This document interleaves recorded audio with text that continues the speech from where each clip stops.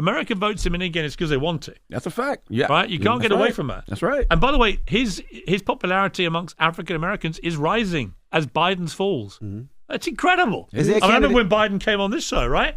And he started. Oh, yeah. Yeah, And, me. yeah. yeah, with you. That And was he, during vote for me COVID. if you're and not he started black. saying, if you don't vote for me, then you're not black. You're all right. It was a stupid joke, but what a stupid thing to say. And actually, how ironic that ever since he said it, the kind of black votes disappeared from him, right? Yeah. Is there It a has. candidate that could beat him? All right, guys, so we got to react to this absolutely beautiful clip here from The Breakfast Club, a clip that is flying under the radar. I'm actually surprised that this video isn't more viral than it is, because Charlamagne the God has been running around lately with a severe case of Trump derangement syndrome, okay? He called Trump the Antichrist. Now, he's also come out and said that he probably will not be voting for Joe Biden, even though I think that he definitely will. And the reason why he's not voting for Joe Biden is because Joe Biden is not woke enough, okay? Joe Biden was not progressive enough for Charlamagne the God, and that's why Charlamagne the God is essentially abandoning Joe Biden and Kamala. He realized that he's been tricked, that all of the woke progressive promises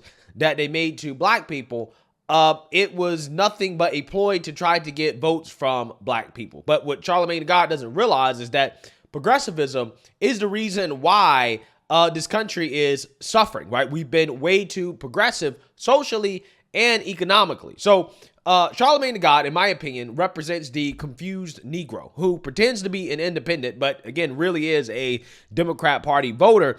However, he's become so disillusioned with the Democrat Party not being woke enough for him that he might sit out in the 2024 election, okay? When otherwise, in my opinion, I think that he should be voting for Trump if he actually had the awakening that he should be having, which is that, again, progressivism is bad. He needs to go in the opposite direction. So with that being said, that brings me to this clip here of Piers Morgan, who is going to check Charlamagne the God on his Trump derangement. And Piers Morgan is not necessarily a big fan of Trump.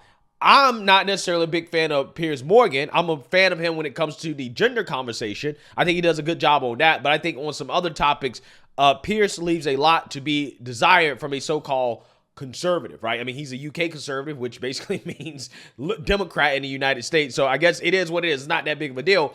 But still, Piers Morgan is going to remind Charlamagne the God that his Trump derangement is pretty irrational considering the standards that we hold Trump to versus the standards that we hold Democrats to. We all know that they hold Trump to a much higher standard than they hold Democrats. And if you actually make apples for apples comparisons on certain issues, like, for example, immigration, the derangement that is happening in this country over Trump doesn't really make that much sense when, for example, Barack Obama was called the deporter in chief because he did, in fact, deport millions of illegal immigrants, but you don't hear people like Charlamagne the God boohoo, whining, and crying about that. And also, Piers is going to remind Charlamagne that while he boohoo, whines, and cries about racism from Trump, Joe Biden is the same individual that told Charlamagne the God that if you don't vote for me, you ain't black. So without further ado, let's get into it. You mentioned Obama. So this is an interesting little question I always throw people. Interesting if you guys know the answer. How many immigrants, illegal immigrants, did Barack Obama deport in his 8 years as president? Oh, I don't know. Have a guess. No clue.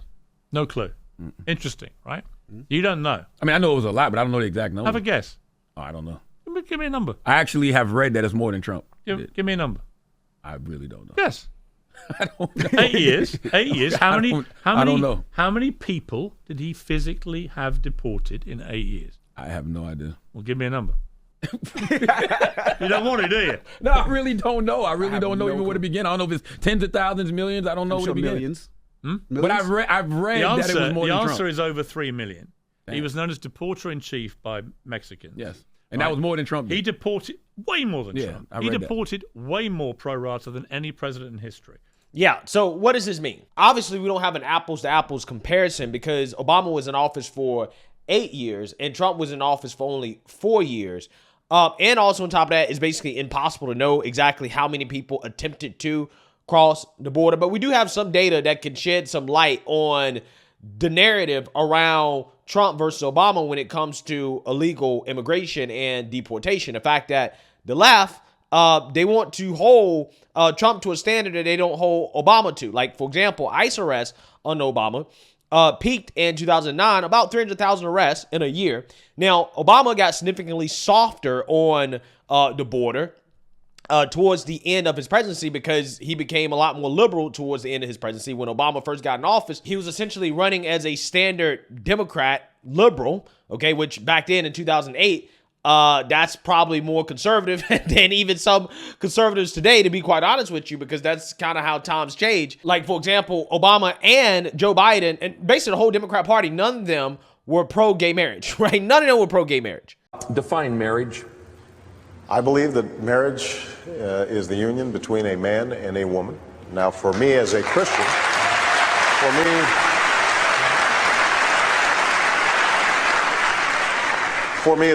it's also a sacred union. God's in the mix. Let's try to avoid nuance, Senator. Do you support gay marriage? No, Barack Obama nor I support redefining from a civil side what constitutes marriage. We do not support. Right, and then he became super progressive at the end. Obama's also the guy that built the cages for the kids, right? You remember the left complaining about kids in cages under the Trump administration? Well, Obama built those cages, right?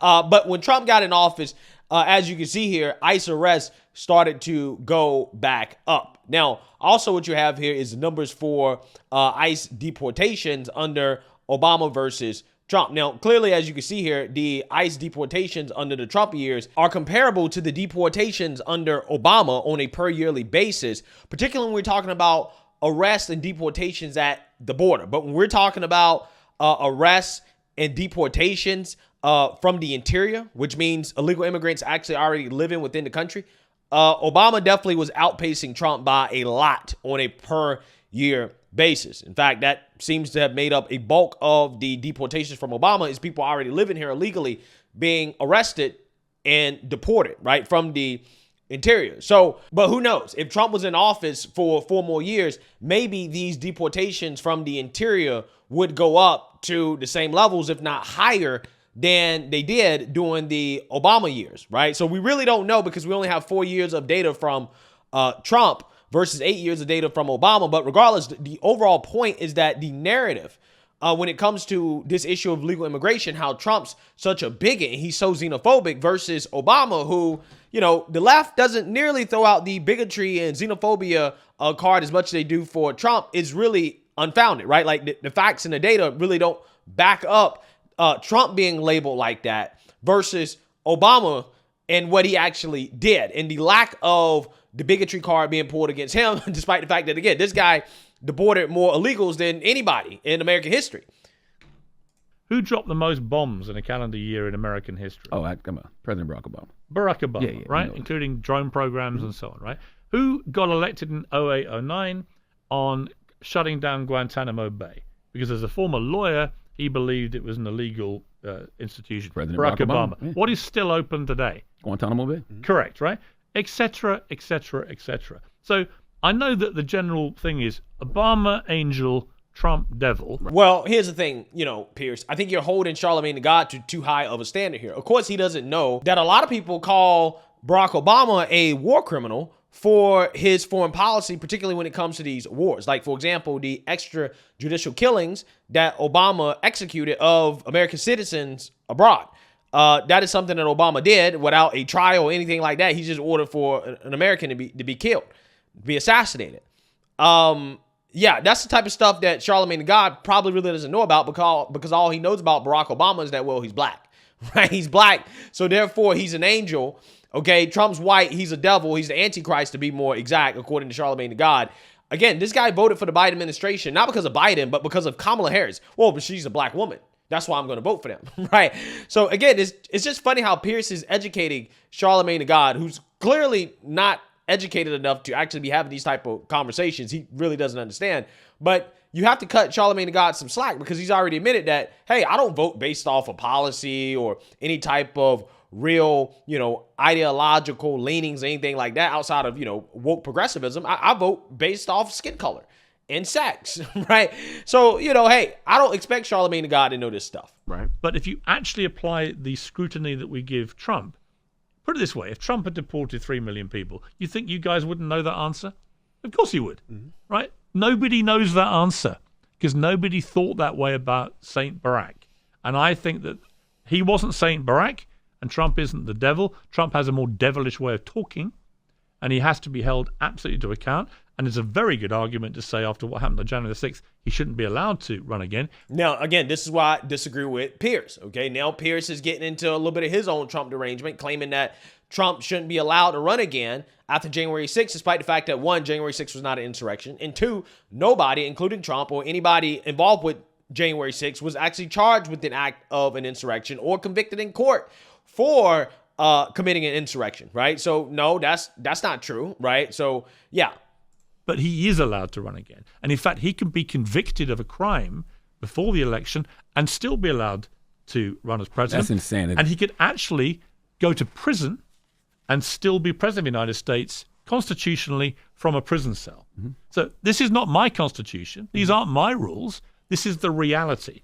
So I'm not sitting here saying you should vote for Trump.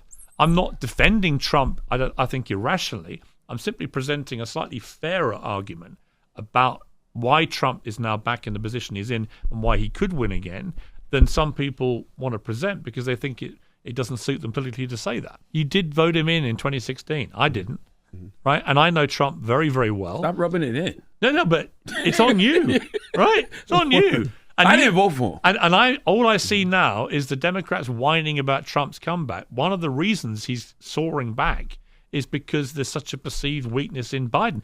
Biden's approval ratings are shocking. Democrats suck. Shocking, right? Yeah, no incumbent president, I think, has ever been reelected with these approval numbers. Well, it's not just the fact that Joe Biden sucks. It's also the obvious political persecutions of Trump. If you look at Trump's approval rating and his poll numbers, particularly in the Republican Party, it shot up tremendously, exponentially after the Alvin Bragg indictment, right? Once they actually started throwing all of these politically motivated prosecutions, indictments against Trump, that's when his support continued to shoot up. It is the constant 24/7 Trump derangement from the liberal media where you have outlets like CNN and MSNBC. They talk about Trump all day long as if he's the worst thing ever.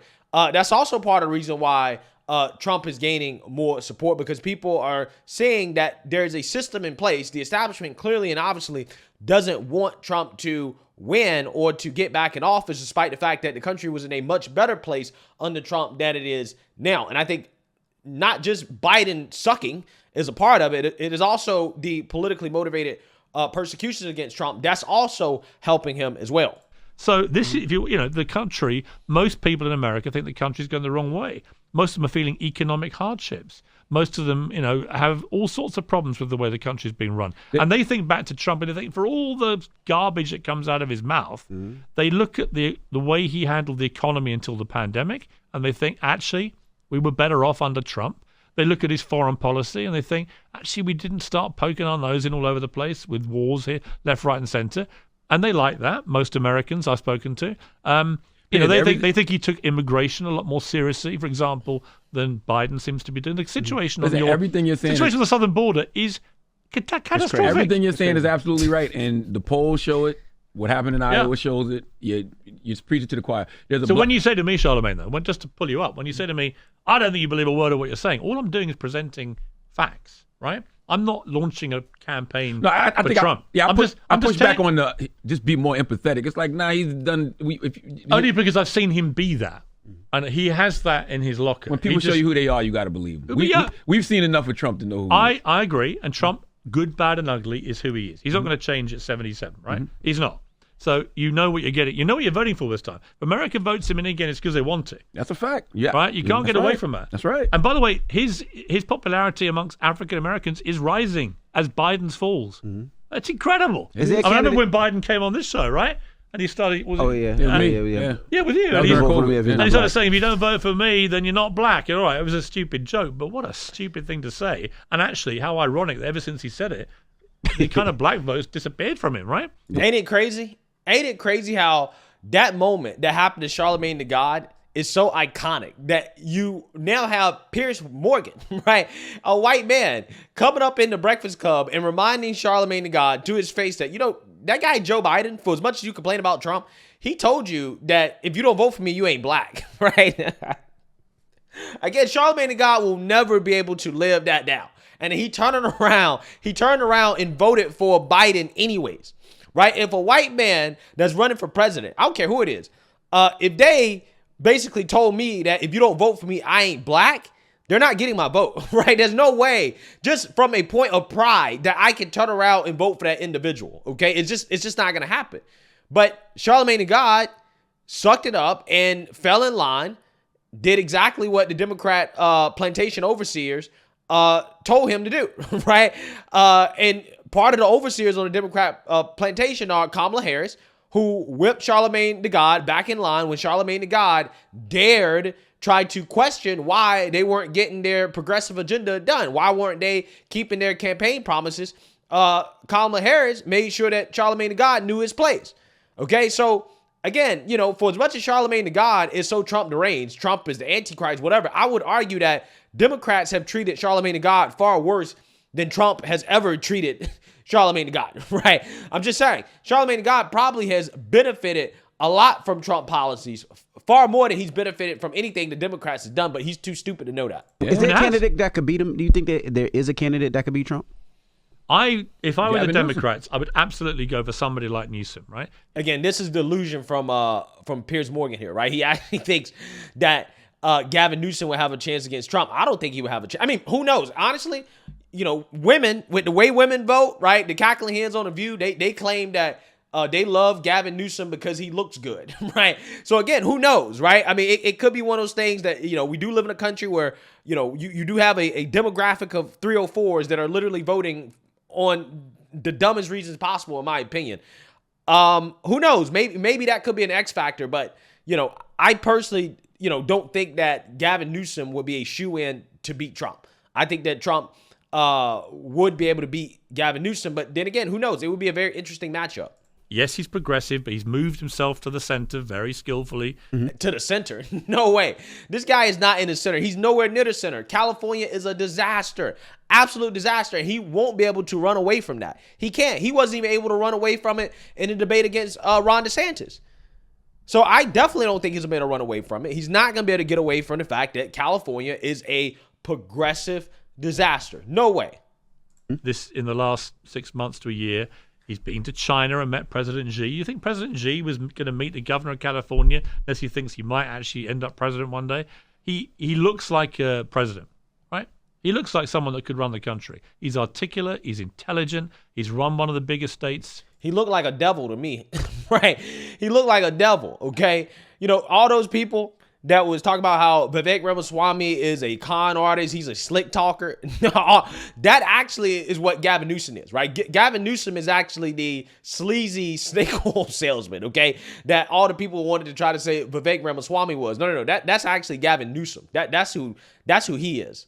In the country, I think he has a lot of things going for him. I don't necessarily agree with the more progressive stuff, but I think he himself has realized his pathway to running the Democrats and to potentially becoming president is to move more to the middle ground, right? And if he does that, and he's given a chance to do that, and that can be the options for America between Trump and someone like Newsom, I think he's got a very good chance. Newsom is not moving to the center. He's just a more competent communicator than Joe Biden, okay, who's suffering from probably some neurological issues, and Kamala Harris, who also probably is suffering from neurological issues as well too, or just plain sheer incompetence. So he's better than Biden and Harris when it comes to communicating. That doesn't mean that he's moving to the center. He is not a centrist, right? In no world is Gavin Newsom a centrist. So again, Piers here is making a lot of sense, but at the same time, he's not making sense. However, I did find this clip to be interesting, how he basically shows Charlamagne the God that, yes, your Trump derangement is a little irrational, especially when you're talking about certain policy issues in comparison to Democrats and the difference between the two on these issues. So again, this was fascinating stuff. Let me know what you guys think. Make sure you like, comment, and subscribe. Most importantly, share a Black conservative perspective. Peace.